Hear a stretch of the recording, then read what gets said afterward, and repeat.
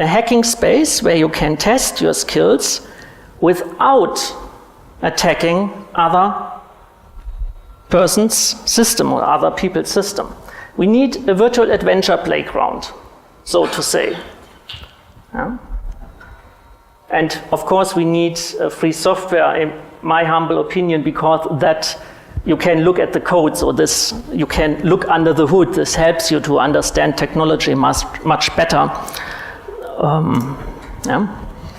So if we come back to our German health project, where we have this enormous amounts of money, and if we only take the really available official numbers, and the fact that benefit will only come if the system has come to full scope, which will not happen before 2050, then amortization will happen earliest in 2025. And now, the alternative suggestion: give every 15 million children in Germany, for example, an OLPC, a one laptop per child device. You can substitute it every 4 years, install, let's say, something like 100 or 200 MetaLabs in all of Germany, and then still you have several billions of euro left to do something about the child poverty of 2.5 million children. And the interesting thing is, from now to 2025, we have 18 years. If we start this yet now, then a newborn child will be an adult when the eHealth project has the earliest chance of amortizing itself.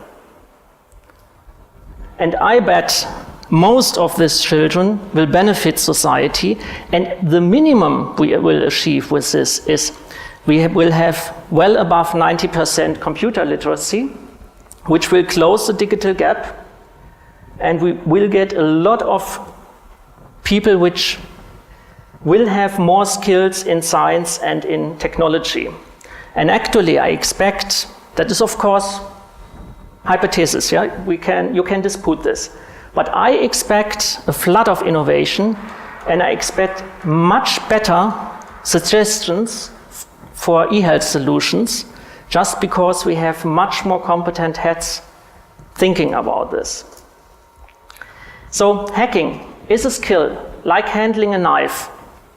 Yeah? You can use a knife to prepare a soup by chopping vegetables. You can use a knife for medical surgery. You can use a knife for self-defense, and of course you can use a knife for murder. The latter is a crime which has to be punished. The first three uses are acceptable or even beneficial. And that is something we have to keep in mind in general public discussion. Yeah? The skill of hacking, the skill, not the doing, the skill of hacking is neutral by itself. It depends how it's used. The next important thing, in my opinion, is security is an important quality dimension of IT systems. And you need a quality assurance, and for this you need persons with the appropriate skills. And I use the term hackers. And actually, these skills would help us in design, development, and operations of systems too. And the more we depend on critical systems as a society, the more we need an independent security assurance of this system. We can't leave this to the vendors.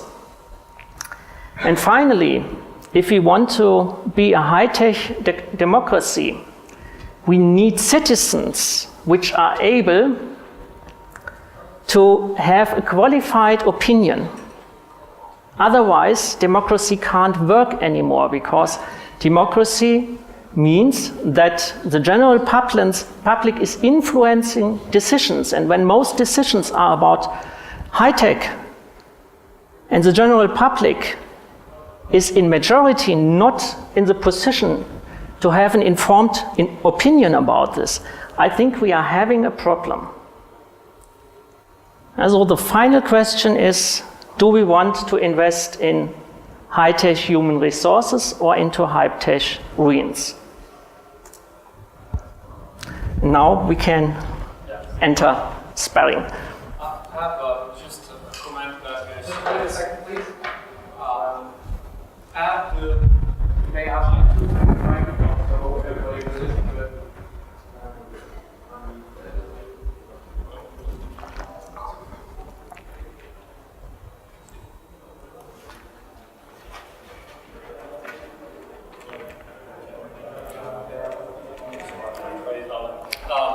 There's a very recurring pattern in IT security in that commercial companies making software tends to be incompetent and lazy whenever they can. That's, history of IT is full of it. So for me, you can have as many competent as you can until your law and regulation doesn't make the companies do the things right in the first place. You will never get anywhere. eHealth is a good example. E-voting is a very good example at the same. So we had that in France, and I'm totally horrified by this. We don't have even the certification of machines. That it's just crazy. Because in the first place, there's no law that says, well, you want to sell a voting machine, then you have to pass a certain number of certification.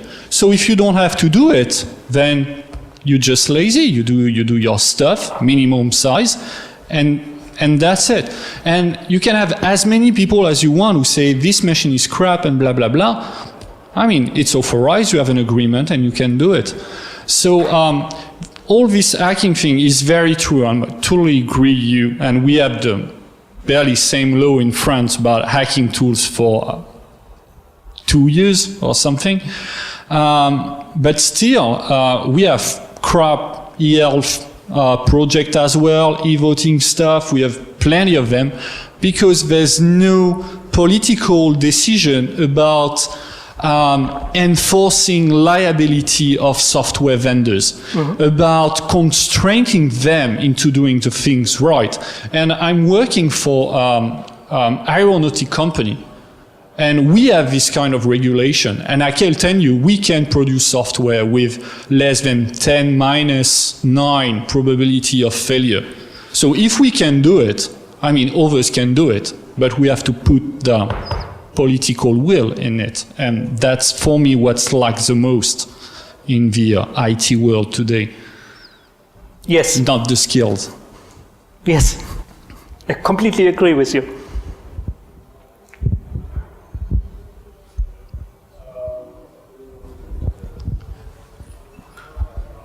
One thing I'm concerned with, security assertion, security targets, definition, and so on. And what I realize, being from a manufacturer doing big projects and not small ones, it's maybe not that easy to get your security targets right and your security assertions right. There is not a whole lot of good work done on that. If we're looking at, let's say, the common criteria, and how you would try to get, let's say, level 5, level 6. There isn't, for some of the problems, there isn't even the maths to do it. So I would say there is a lot of carelessness around. That's true, but there is still a lot of work to be done to actually get there. So maybe in the meantime, you will have to do some compromises on the level of quality assurance, and which is part of security assurance. And just as a remark, if the system you're talking about, which I actually don't know, is really as flawed as you say, then it will not be a means of manipulating a lot of people, because it will break apart. Yeah, I suspect this too, yeah. But I also agree with everything what you say, but I would draw conclusions from this. If at the moment we are not capable of reliable establish a high level of security, then we should stay away from high-risk applications like e-health. Yeah? That's, in my opinion, not doing so would be gross negligence. When is the point to go there? Who is going to decide that now we've got the level to go? It's very, very similar to atomic energy, in a sense, because it's not a technical question. Yeah, if, for example, just using some numbers which could be disputed, if, for example, you say the super-GAU in an atomic power plant happens once in 10 million years, that is very, very rare. The impact is massive. You will have in Germany around 20 million deaths and injured. So you can calculate from this that per atomic power plant you have per year on the average 1 to 2 deaths. This sounds acceptable. And now it's a political or societal discussion. On what do you concentrate? Do you concentrate on the average, which is low? We have much higher death rates from general traffic or from smoking? Or do you say, no, the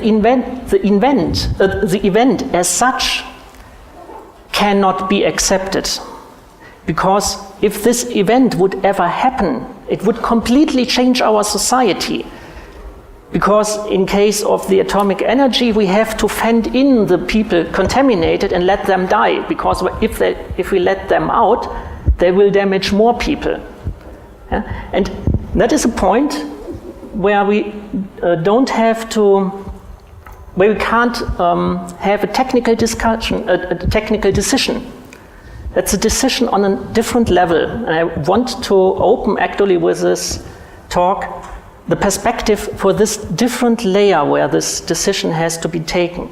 As technicians, we can show technical risks, we can show ways to control these risks to a certain confident level, but we have to communicate this clearly and fairly, that is without manipulation, to the general society so that we can have a democratic decision.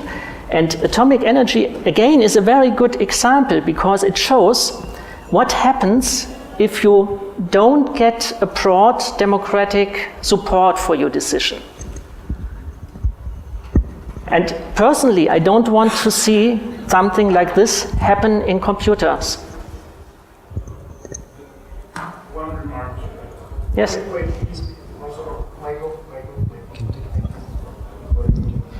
One remark to this. The comparison, in my opinion, is not quite correct because atomic theory is something where when you have a certain kind of radiation and so on, this is what happens. You can't control it, it just happens. So if you do have a problem, then that problem lasts as long as the Halbwertszeit is, and so on. So this is mainly your problem. So the main decision is, will I risk the complete extinction of a certain place because I will never be able to control the technology? Because once it happens, and then you can't do anything about it. In computer science, usually you can do something like a rollback. But so, not with data disclosure, and especially not with data disclosure in e-health. Yes, because e-health data damages for generations. That is the important thing, where actually it's very similar to atomic energy. So that someone puts it up on the torrent site. Pardon? Someone gets all the data and puts it up on the torrent site and can roll this. For example. Yes, but you can find ways to